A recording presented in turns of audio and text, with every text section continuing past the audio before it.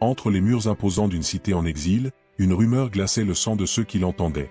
Un homme silencieux dont le secret changeait le cours des puissants. Son geste quotidien rompt le silence des ruelles et résonne jusqu'aux salles royales. Qu'est-ce qui pousse quelqu'un à maintenir une dévotion aussi inébranlable au milieu de régimes oppressifs? Jusqu'où la conviction peut-elle aller face à des ordres inébranlables? Au milieu de la splendeur de Babylone vivait Daniel, dont l'esprit brillait autant que sa foi. Admiré par les rois et craint par les conseillers, il vivait loin de ses origines, mais entretenait la flamme de ses traditions. 3 occasions quotidiennes lui font ouvrir son volet d'ambre rugueux, lever les mains vers l'horizon et implorer le Dieu qui ne l'a jamais abandonné. Daniel s'était installé dans la grandeur de Babylone, métropole au palais doré et aux lois immuables. Il y occupe un poste prestigieux auprès du roi Darius, un souverain à l'autorité immense dont la parole façonne les destins. Ses performances sont si admirables que le monarque envisage de lui confier le commandement de toute l'administration de l'Empire. Cependant, l'éclat d'une telle proéminence évidente obscurcit les yeux de beaucoup. Un malaise silencieux s'installe dans les couloirs du palais. Certains voyaient l'ascension de Daniel non pas comme une justice, mais comme une menace. Et là où il y a de l'envie, on complote bientôt en secret.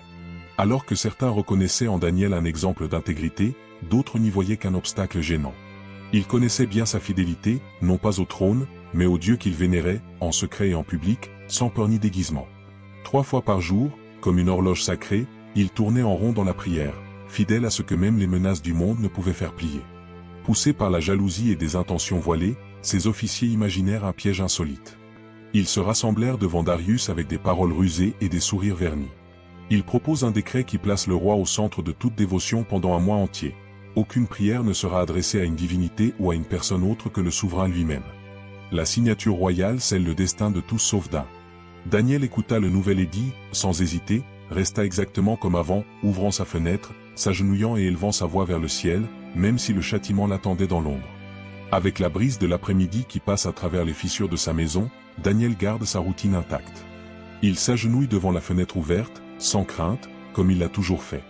Dehors, des yeux perfides l'observaient en silence, comme des ombres accrochées au sol.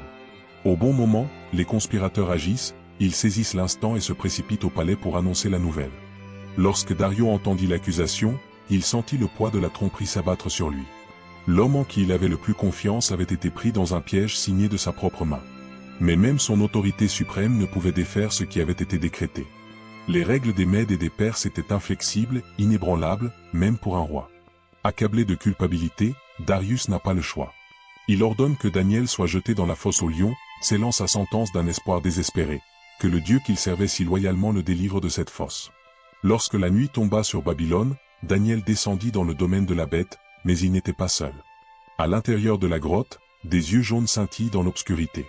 Les bêtes, énormes et affamées, rôdaient dans l'espace à pas lourds, leurs griffes griffant le sol comme des lames agitées. Cependant, lorsque Daniel se retrouva parmi eux, il se produisit quelque chose d'inattendu.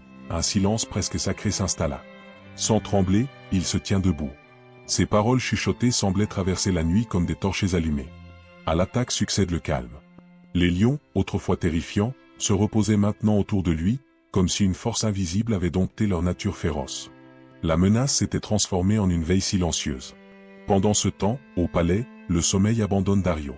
Agité, il arpente les couloirs de pierre, le visage hagard et le cœur serré. L'image de Daniel parmi les prédateurs ne le quitte pas et le doute le ronge comme un fléau. Est-ce la fin d'un juste ou le début de quelque chose d'inexplicable? Dès que les premiers rayons du matin traversent le ciel babylonien, Darius quitte le trône vide et court, sans escorte, jusqu'à l'entrée de la fosse.